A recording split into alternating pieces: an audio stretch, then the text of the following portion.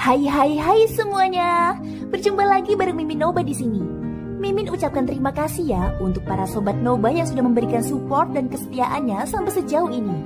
Dan juga Mimin tidak akan bosan-bosan minum pil Tika Dewa agar terus kerja membawakan episode-episode berikutnya dari BTTH Keabadian Kaisar. Pokoknya jangan bosan-bosan untuk terus mengikuti kelanjutannya. Kalau tidak, Mimin akan membuat kalian tidak bisa tertawa atau menangis. Let's go, mari kita masuk ke dalam ilusi seni radionya.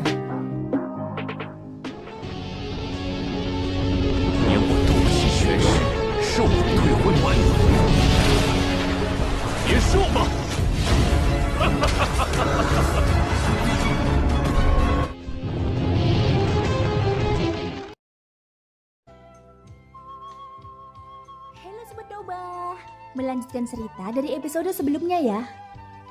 Di episode sebelumnya, Tuya yang berhasil melarikan diri tiba ke bintang Hongmeng yang saat ini merupakan markas utama mereka. Kemudian dia menemui kakak tertuanya yang bernama Tuyan dan mengatakan bahwa musuh yang kuat akan segera datang. Kakak tertua, percayalah padaku, apa yang kukatakan itu benar. Musuh kuat akan datang, ucap Tuya saat menghadapi kakak tertuanya. Dia tidak lagi sombong seperti biasanya. Dari mana mereka berasal? Apa sebenarnya yang kamu temui? Apakah ada informasi yang lebih akurat? Tuyan akhirnya memilih mendengar apa yang dikatakan Tuya. Saat ini Tuya merenung sejenak dan mengingat semua yang terjadi. Setelah beberapa saat, dia mengangkat matanya dan berkata, mengenai dari mana mereka berasal, aku juga belum tahu. Tapi yang pasti hanya ada dua dari mereka yang relatif kuat. Yang satu memegang penggaris dan yang lainnya memegang sabit. Aku belum pernah melihat wajah-wajah ini sebelumnya. Dan aku sangat yakin bahwa tak satu pun dari mereka berasal dari alam dewa kuno, ucap Tuya. Bukan dari alam dewa kuno? Lalu siapa sebenarnya mereka? Kami pada dasarnya telah menguasai informasi daftar orang kuat di kehampaan Laut Timur saat ini. Selain itu lorong memasuki kehampaan Laut Timur telah ditutup, sehingga orang luar hampir tidak memiliki kesempatan memasukinya. Ini sangat aneh.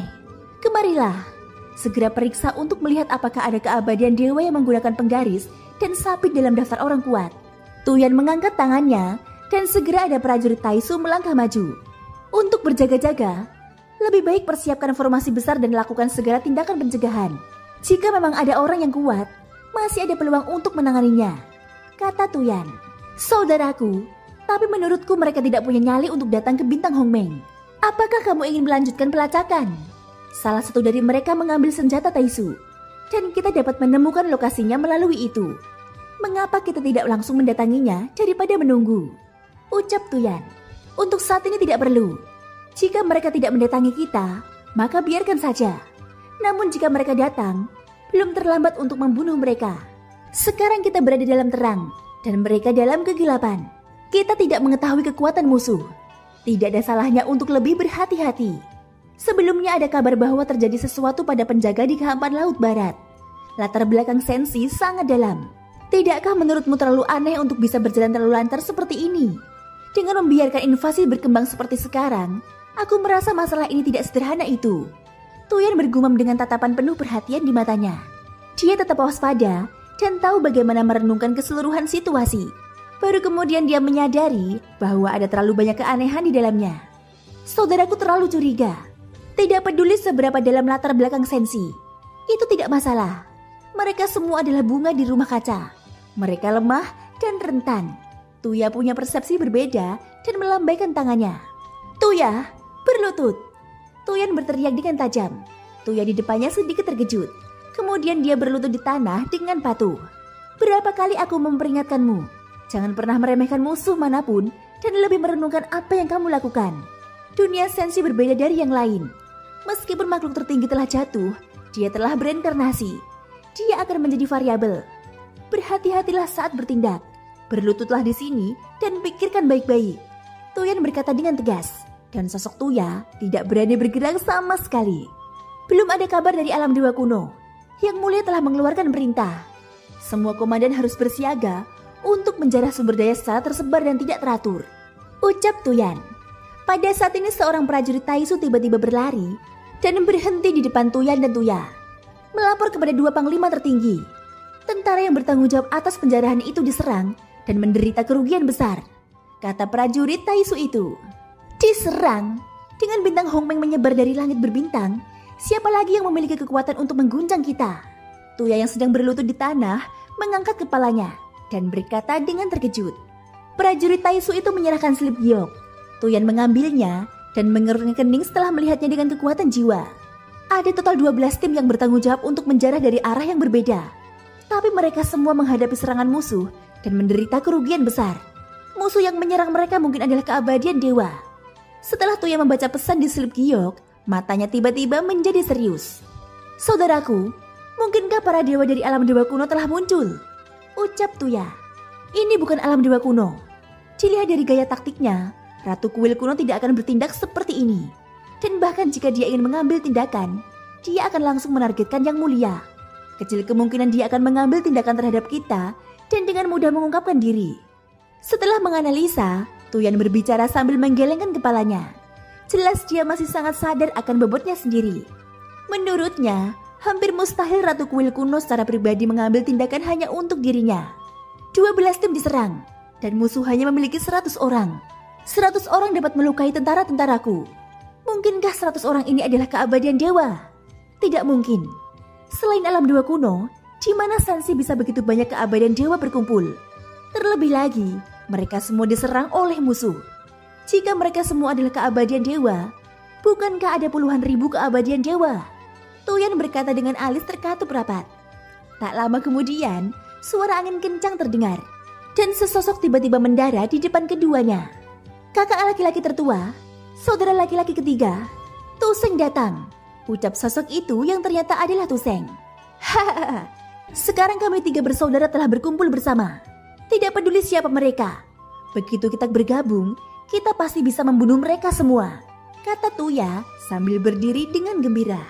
Namun pada saat ini Tuyan tiba-tiba menatapnya dengan tatapan dingin. Menyadari ini, Tuya menjatuhkan dirinya lagi dan berlutut di tanah. Lalu memandang Tuseng dengan tatapan sedih. Saudaraku, saudara ketiga menyadari kesalahannya. Ucap Tuseng. Apakah kamu ingin berlutut juga? Saudara ketiga harus merenungkannya dengan hati-hati. Kakak melakukan ini demi kebaikan kita sendiri. Ucap Tuyan.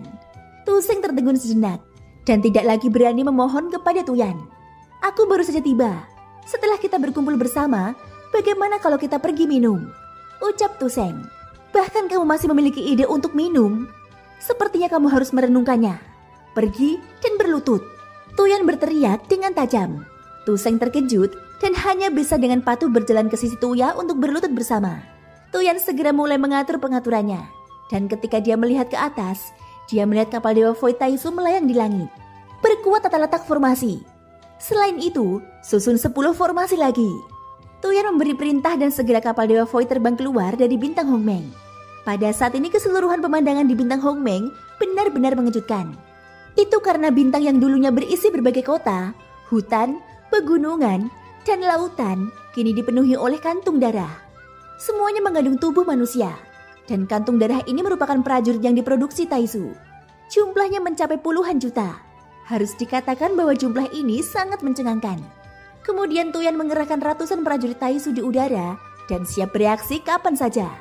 Selain itu dia juga mengatur sebagian prajurit Taisu untuk berpatroli di luar bintang Hongmeng. Sedangkan di wilayah tertentu bintang Hongmeng ada juga sebuah pulau terpencil. Dan pulau ini merupakan penjara untuk semua penduduk asli bintang Hongmeng yang belum dimusnahkan. Hingga saat ini sejumlah orang yang tidak diketahui jumlahnya itu berkumpul di pulau kecil tersebut. Mereka semua dijadikan budak Taisu. Dan mereka dibunuh kapanpun mereka mau. Bahkan nyawa mereka digunakan oleh beberapa komandan untuk mengorbankan senjata. Mereka yang mencoba melawan telah mati dalam jumlah besar. Dan tujuan pemenjaraan Taisu adalah untuk mengumpulkan roh kebencian dan menggunakan roh kebencian untuk berlatih. Sehingga mereka dapat mencapai efek yang mereka inginkan. Ada tangisan yang terus terdengar dan mata semua orang berkaca-kaca. Rupanya semua orang sudah muak dengan penindasan seperti ini.